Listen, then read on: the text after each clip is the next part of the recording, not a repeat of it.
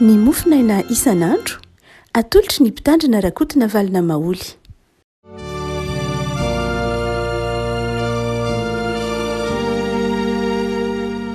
Falmiraba tsika ry afaka ohatratra ity alakamisy 5 ny volana martsa ity, manonona ny fiadanan'i Jesosy Tompo amintsika ry havako. Ny mofinaina voalahatra ao antsika io ry havana dia ny Salamo 120, Salamo 120 andiny voalohany ka hatramin'ny andiny fahafito. Salamo 120 andiny voalohany ka hatramin'ny andiny fahafito. Vakitsika aminaran'i Jesosy. Jehovah no fialofako, ahoana no anaovanareo amin'ny fanahiko hoe mandsira ho any amin'ny tendrombohitra ireo toy ny vorokely? Fa indro ny ratsy fanahy maninjana ny tsipikany, efa nanamboatra ny zanatspikany eo amin'ny kofehy izy, nikendry tao amin'ny maizina tifitra ny mahitsy fo, fa rava ny fanorenana, ka inona indray no azony marina tao? Jehovah dia ao amin'ny tendrombolony masina, ny seza fiandrianan'i Jehovah dia any an-danitra, ny masony mijery, inona dia masony mizaha toetra ny zanak'olombelona. Jehovah mizaha toetra ny marina, fa ny ratsy fanahy sy ny mifaly ampidi-toza dia samy hala ny fanahiny. Handatsaka fandrika amin'ny ratsy fanahy izy tahaka ny fandatsaka ranon'orana, afo sy solofara ary rivo mahamay no anjara kapoakany. Fa marina Jehovah, ka fahamarinana ny tiany, mahitsy no ahita ny tavany.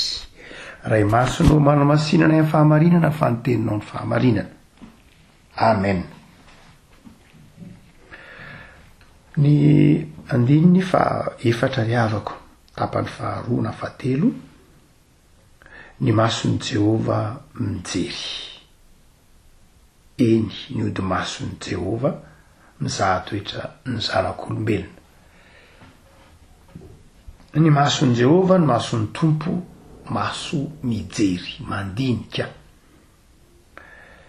Ry havako, fomba fanaon'ny soratra masina mihitsy ny ataontsika hoe anthropomorphisme, zany hoe fanomezana endrika an'Andriamanitra tahaka ny olombelona, manana maso, manana tanana, manana sofina, ary dia manana tongotra, dia tsy mbola nahisy nahita an'Andriamanitra ny soratra masina, fa zary mahazatra ny olombelona, amin'ny maha olombelona azy, ny manome endrika an'Andriamanitra tahaka ny olombelona, ny fiheverany azy hoe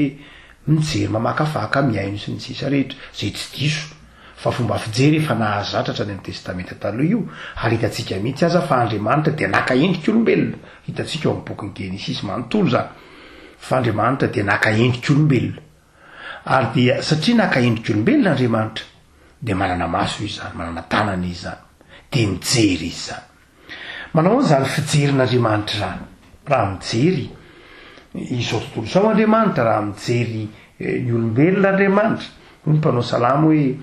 avo toeran'Andriamanitra, eto izy miteny any amin'ny seza fiandrianana any an-danitra, saingy mijery ny aty ambonin'ny tany izy. Dia manao zany fijerin'Andriamanitra zany. Dia ny testamenta vaovao no amin'ny alalan'i Jesosy no hijerentsika zany hoe fijerin'Andriamanitra zany ry havako. Raha ny fijerin'ny mpanao Salama dia lava tokoa, fa ndeha jerentsika amin'izao karemy izao, dia ny fijerin'Andriamanitra no jerentsika amin'ny alalan'ny fijerin'i Jesosy. Manahoana moa ny fijerin'i Jesosy zany? Manahoana ny fijerin'Andriamanitra amin'ny alalan'i Jesosy? Dia ndeha tsika hijery toetra efatra, betsaka ny azo hijerena, fa ndeha efatra no resahantsika, hatakarantsika ny fijerin'Andriamanitra. Raha mijery antsika Andriamanitra, raha mijery ianao Andriamanitra, raha mijery ny asan'ny tanany Andriamanitra amin'ny alalan'ny fijerin'i Jesosy, dia inona no mitranga? Ny voalohany dia ny fijerin'Andriamanitra amin'ny alalan'i Jesosy, dia hitantsika ao Marka 10, andininy 7:20 ka hatramin'ny andininy 7:20. Marka 10, andininy 7:20 ka hatramin'ny andininy 7:20. Io dia tantaran'ilay lehilahy nisy tovolahy ray nanatona an'i Jesosy. Dia niteny tamin'i Jesosy manao hoe inona nataoko mba handovako ny fiainana marak'izay? Dia ho jesosy hoe hainao ve ny didy zay nampianarina ny hoe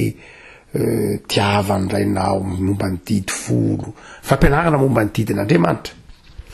sy ny didy folo de olona lehilahy manao hoe fahatra ny folombola zaza nefa nampianarina an'izany de hoy ny filazany marika azy hoe te nijery azy Jesosy de tia azy ny Andriamanitra ry havana rehefa mijery antsika izany ny fijerin'Andriamanitra de fijery feno fitiavana. Andriamanitra raha mijery antsika raha mijery ny olombelona de ny fijerin'Andriamanitra de fijery fitiavana. Avy fitiavana zay hoy ny filazan'ny Luka marika azy hoe de nijery anjery ilay zazalahy Jesosy de tia azy ary rehefa nijery azy Jesosy de nanasa azy nanasa azy invitation nanasa azy Jesosy ny teny hoe andao hanaraka zay lay fijerin'Andriamanitra feno fitiavana zay de fijery manasa anao hiaraka aminy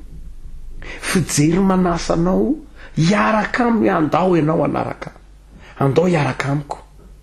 andao fa omeko anao ny fedanana zay tadiavinao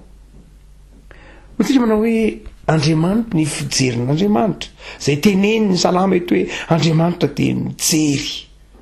ary rehefa mijery anao izy de indrina kay ny fijerin'Andriamanitra fijerin'Andriamanitra de fijery tianao ary manasa anao hoe avy hiaraka amiko amdio ny fanananao izy maintsy an'ilay zazalahy de avy hiaraka amiko satria izao tontolo zao io miazona anao fa avy hanaraka hotsika manao hoe ny fijerin'Andriamanitra voalohany indrindra tokony ho tsaronao raha miteny zany ny mpanao salama eto hoe endry Andriamanitra ao amin'ny seza fiandriananao ianao avy fijery ianao avy fitoerana ianao fa iva fijery ny fijerinao fitiavana tsy fataka fijerytsika olombelona fijery masika fijery zay mety manindrona mitsara ary mety fijery feno fitsarana dia eto nefa Jesosy de nijery ty zazalahy ty tsy nitsara azy izy tsy nanameloka azy izy fa izy manao hoe andao anaraka raha ohatra zany raha ohatra ianao ka mametra-panontaniana hoe ahoana Andriamanitra no mba hijerenao aty de zao ny valiny maso feno fitiavana no hijeren'ny tompo anao fa io maso feno fitiavany tompo mijery anao io ry zanak'Andriamanitra ry mpanompon'Andriamanitra io maso feno fitiavan'Andriamanitra mijery an'izao tontolo zao io de maso feno fitiavana te hitaona an'izao tontolo zao ao aminy lay fitiavan'Andriamanitra te hitaona anao ho ao aminy fa ny faharoa de zao hitatsika ao amin'ny Luka filazan-tsaramasina araka ny Luka toko 7:7-telopolo ka hatramin'ny 15. Inandray fijerin'i Jesosy io na fijerin'Andriamanitra io nisy vehivavy mpanota tao an-tranon'ny Simona Jesosy Simona fariseo Simona boka osy fiteny maherihery any de tao an-tranon'ny Simona fariseo Jesosy ary dia rehefa ny trano tao an-tranon'ny Simona Jesosy de iny nisy vehivavy tonga tao am' Jesosy ary rehefa tonga tao am' Jesosy izy de teo niondrika teo am' Jesosy teo nanakotsa ny ranomasony teo am' tongotry Jesosy satria Jesosy mo nasaina satria Jesosy natao an-tranon'olona de matetika fomban'ny olona rehefa manao ohatrandreny de manisy sakafo de manasa ny tongotro ny olona de manao zay mety ho fahalalam-pomba tamin'ny fanaon'ny jiosy rehetra dia tao am' Jesosy ary tao am' Simona Jesosy ary rehefa tao am' Simona izy de nisy vehivavy nandre fa lasa ao Jesosy de natao ny tinitinika rehetra tahaka ny fanao ny hitatsika momba ny andininy faefapolo ho Jesosy tamin'ny Simona manao hoe ry Simona manako lazaina aminao a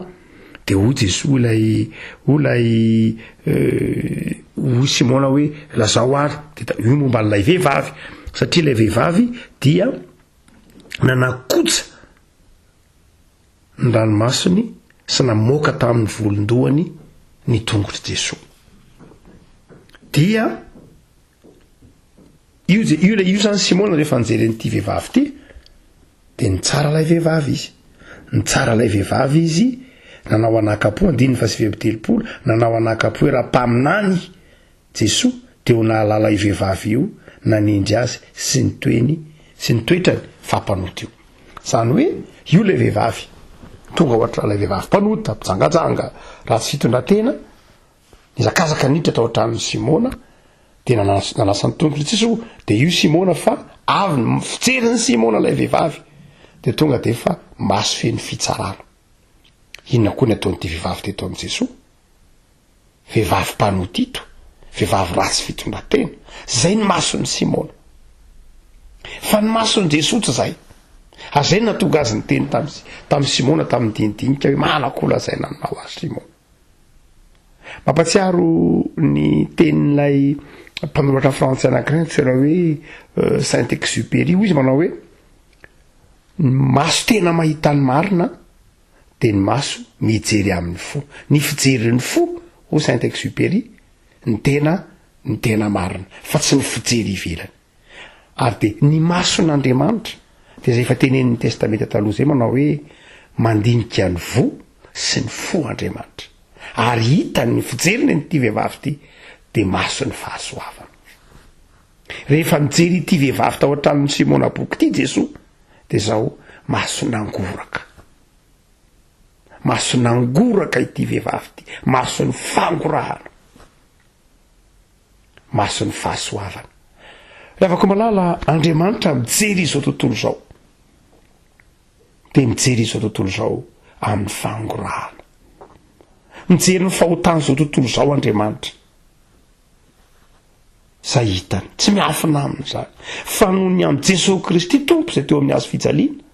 de solomaso hafa nanaovan'Andriamanitra de solomaso ny fangorahana hoe jerety maso zao tontolo zao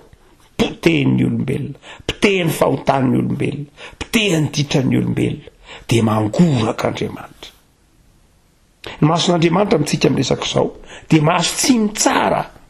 fa maso mangoraka le avako malala ambitra-panontaniana ianao maso manahoana ny ijeren'Andriamanitra ny fiainanao de maso mifangorahana onen'Andriamanitra mijery atsika olombelona mijery ny fiainantsika ny faharavan'ny tontolo iainantsika ny faharavan'ny fiadanam-potsika ny faharavan'ilay tepolon'Andriamanitra de ny tenatsika de mangoraka Andriamanitra satria Andriamanitra mijery amin'ny fo mijery amin'ny fitiavana de manjary maso ny fahasoavana ny mason'Andriamanitra fa ny fahatelo rehefa malala raha toka mbola jerentsika ihany amin'izay Andriamanitra mijery hoy ny mpanao salama mijery amin'ny fitiavana andresantsika teo mijery amin'ny fahasoavana jerentsika teo fa ny fahatelo de izao la ditantsika amin'ny jaona toko 9 ndray mandeha nanota nisy vehivavy nentina teo amin'ny Jesosy azo nitsangajanga nentin'ny olona teo amin'ny Jesosy zany hoe ty Jesosy azo ola-tanana mitsangajanga tonga vany reto olona be dehibe fahasoeo mpanorandalàna mitondra azy ahoana anao amin'ity de hoy Jaona hoe tsy nijery Jesosy sady tsy nijery ilay vehivavy Jesosy tsy nijery ilay mpiapangy Jesosy fa niondrika tamin'ny tany izy nanoratra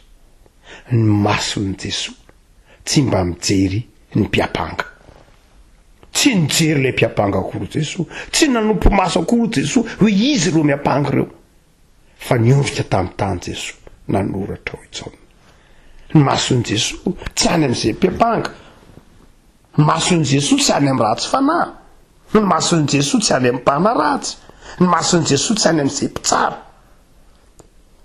nangataka ny tompo masony jesosy reo olona reo hoe jesosy jereo zahay inany atao am'ty olona ty azo ola tanana ny zangatsanga ty fa tsy nanompo maso azy akory jesosy tsy nijery azy akory jesosy fa niondriky jesosy dia rehefa avy ny teny jesosy ho fitantarany jaona azy hoe zay tsy naotra taminareo no aoka itorabaty voalohany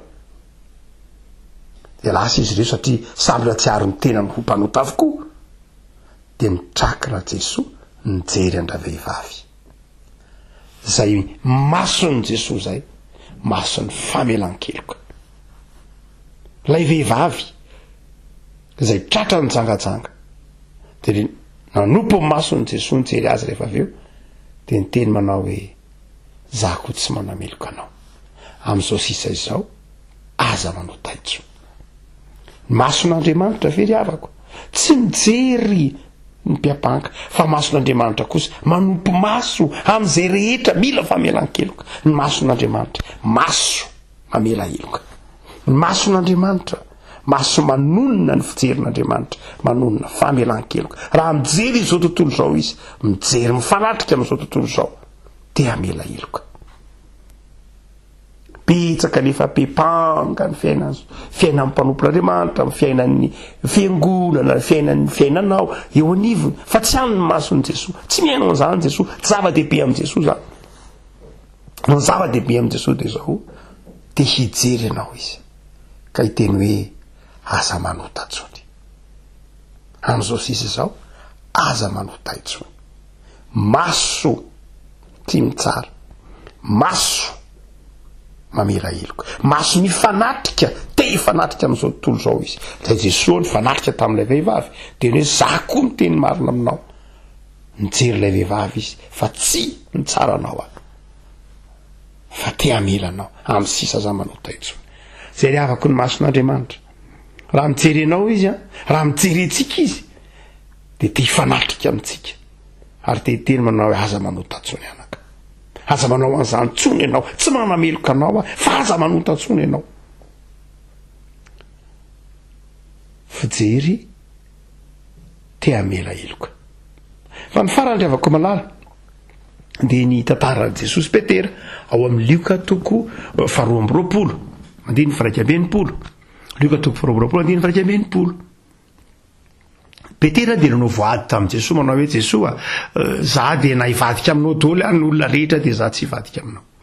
dia ho jesosy manao hoe mbola tsy misy akoho maneno akory dia efa intelo ianao no andaha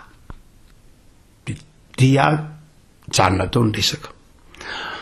tonga ny fizaranan'i jesosy nandahan'i jesosy intelo petera intelo tanteraka io faminan'iny jesosy io nandahan'i jesosy intelo petera ho tsy nahalala azy dia kanjo amin'ny andininy faraikambenimpolo nisy akoho naneno toko 2:20 andininy faraikambenimpolo amin'ny Lioka io nanenony akoho nandininy faraikambenimpolo ary raha fantany vao nanenony akoho dia nitodiky jesosy dia nijery amin'ny petera dia nahatsiaro petera zany hoe amin'ny filazantsaraky ny Lioka dia izao tsy ny akoho naneno akory ny nampatsiaro ny petera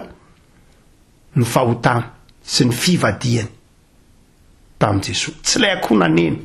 amin'ny marika nozay amin'ny Matio nozay hoe nanenony akoho dia tadidin'ny petera ilay izy fa ho Lioka manao hoe tsy lay akoho naneno mihitsy fa raha vantany vao nanenony akoho dia nitodiky jesosy nitady ny mason'ny petera izy dia nifanojo ny mason'ny petera sy jesosy dia nijery an' jesosy petera nijery an'ny petera jesosy dia niverina ny fitadidian'ny petera hoe hoahatra ray ay tokoa akaino nivadika intelo tamin'i jesosy ny mason'ny jesosy ny fijerin'andriamanitra fijery mampibebaka fijery mampatsiaro anao ny fanekena nataonao fijery mampatsiaro anao ny tokony menao fijery mampatsiaro anao ny fibebahanao sy ny mampanotanao dia hoe ny filazan'ny Lioka azy dia ny gogogogo ny tomany petera rehefa ny fanojo ny fijerin'izy jesosy le matoa-teny nampiasain'ny Lioka eo dia hoe strefo mitovy tsisy valaka amin'itsy amin'ny hoe mibebaka maso ny fijerin'andriamanitra dia fijery mampibebaka ry avako malala hoy ny filazan'ny mpanao salamo hoe mijery zao tontolo zao Andriamanitra. Ny fijerin'Andriamanitra, fijery te hitaona anao hibebaka, fijery te hampatsiaro anao hoe enao nge tiany enao nge zanaka tiany fa enao nge nanadino hoe enao nge tsy nahatsiaro ny tokony menao enao ange ny tsy nahatsiaro ny fitahiny zay fijerin'Andriamanitra izay, fijery mampatsiaro anao fa naizanaiza le anao de tian'Andriamanitra ianao. Lay fijerin'Andriamanitra fijery mitady ny masonao, fijery mitady anao hoe aiza zay zanako zay, fa te hamela heloka, te hamerina indray anao amin'ny fitiavany Andriamanitra. Ka remy andro de hoy ny mpanao salamana hoe mijery antsika Andriamanitra, mijery antsika tsy ny hanameloka antsika ny mamaika azy, fa mijery antsika te hamerina antsika ho ao aminy indray. Ivavaka isika. Tompo misaotra anao zahay fa masonao Andriamanitra maso feno fitiavana, feno anitra, maso ny fangorahana,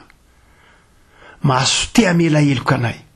maso te hampatsiaro anay fa tianao zahay, tsy tahaka ny mason'izao tontolo zao, mitsara, miasika, te hanameloka ary te hijery ny tsy mety mandrakarifa, fa ny masonao tsy ny tsy mety ny mamaika anao eo amin'ny fiainanay, fa ny amerina anay ao amin'ny fahasoavanao. Misaotra Tompo no ny amin'ny fijerinao, ny fanekenao hijery anay tsy nitsinina, mpanota, niala taminao, niala tamin'ny fitiavanao, nefa karoha ny fijerinao Andriamanitra. Misaotra Tompo, fantatra efa hitanao ary ny fahorianay, hitanao ny zavatsarotra lalovanay, hitanao ny tebitebinay, hitanao ny valanaretina mahazo anay, hitanao zay rehetra mianjady sy lalovanay ankehitriny. Mijery anay ianao, de tao amin'izay Tompo mba hijery anao. Azaviranao iondrika hijery ny fantrana ihany zahay, fa tao amin'izay Andriamanitra hijery anao mba hibebahanay, tao amin'izay hijery anao ahatakarana ny fahasoavanao, tao amin'izay hijery anao ahatakarana ny fanasanao anay te mba hiaraka aminay. Tompo amin'izao kareny zao amboary koa ny fijerinay ny namanay, mba ho ny fijerinao Andriamanitra amin'ny fofeny fitiavana no hijereny ny namanay, ny mpiarabelona aminay. Misaotra Jesoa. Amen.